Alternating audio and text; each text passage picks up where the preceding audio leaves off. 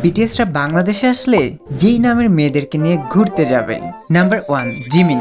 Jimin বাংলাদেশে আসলে মিমকে নিয়ে কক্সবাজার ঘুরতে যাবে আর তাকে আইফোন কিনে দেবে। নাম্বার 2 জেইহুপ। জেইহুপ বাংলাদেশে আসলে জিসাকে নিয়ে পার্কে ঘুরতে যাবে। Number 3 V.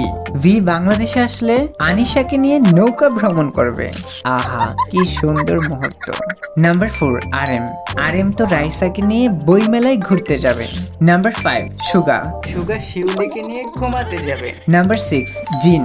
জিন বাংলাদেশি পেতনিকে নিয়ে শ্মশানে ঘুরতে যাবে। Number 7 Jungkook.